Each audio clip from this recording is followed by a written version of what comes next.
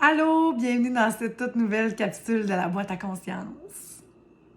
Aujourd'hui, le sujet, les étiquettes, la comparaison. Ça ou ça. Ça ou ça, les étiquettes, la comparaison, se rentrer dans un moule, dans une case, dans un tiroir, se définir comme étant introverti ou extroverti, je suis grande ou je suis petite, je suis...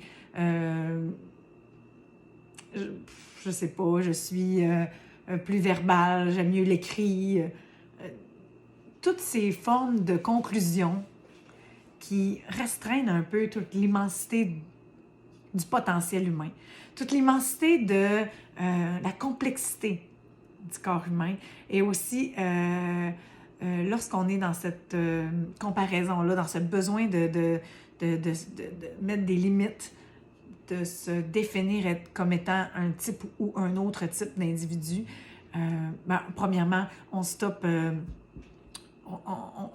la magie, on stoppe l'immensité des possibilités qui peut arriver, mais aussi on tombe dans le jugement.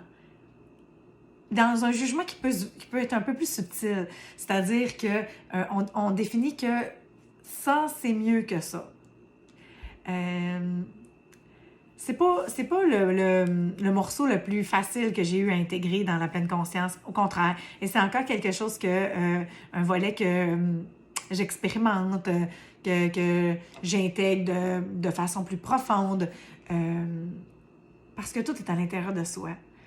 Ah, tu sais, la base du yin et du yang, de ces opposés, de ce que tu cherches, de ce qui fait résonance en l'autre, vous avez sûrement déjà entendu quelqu'un vous dire que si le comportement de quelqu'un ou l'attitude de quelqu'un vous dérange, c'est qu'il y a quelque chose à l'intérieur de toi.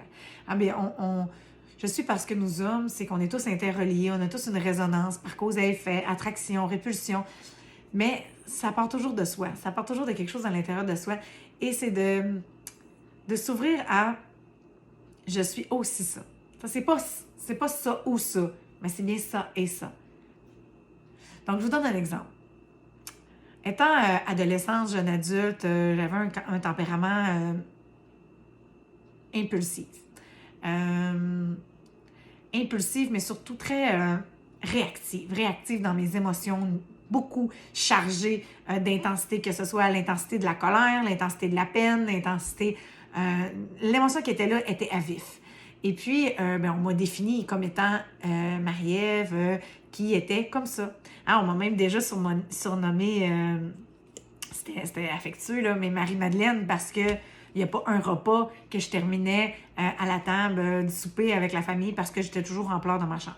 Bon, je partais, je fuyais la discussion et il y avait de l'émotion, il y avait des larmes. Il y avait des larmes que ce soit par la colère, il y avait des larmes par l'injustice, il y avait des larmes de tristesse, il y avait des larmes d'incompréhension.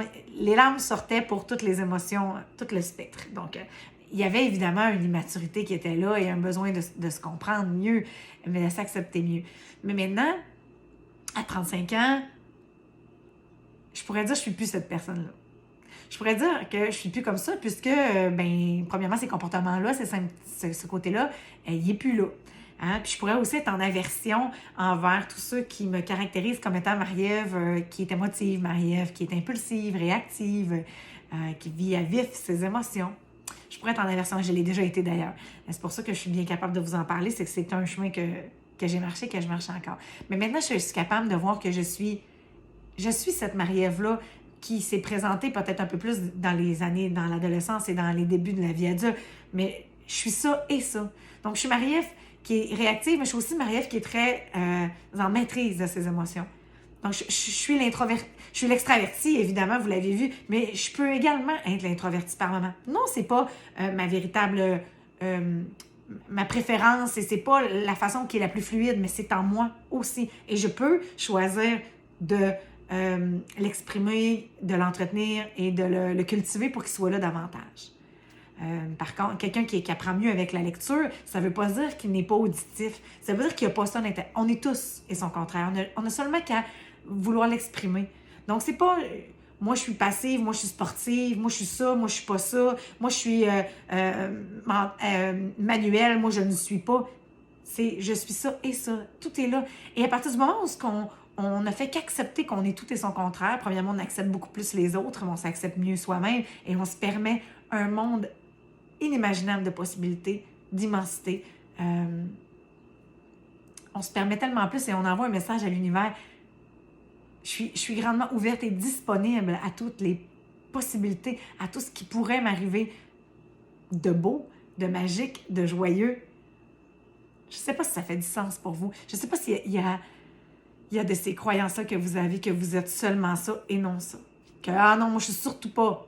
Ou moi, je ne l'ai pas pantoute. Ou moi, ça, c'est pas. Et il faut faire aussi attention à être plus vigilante à notre discours, aux mots qu'on emploie.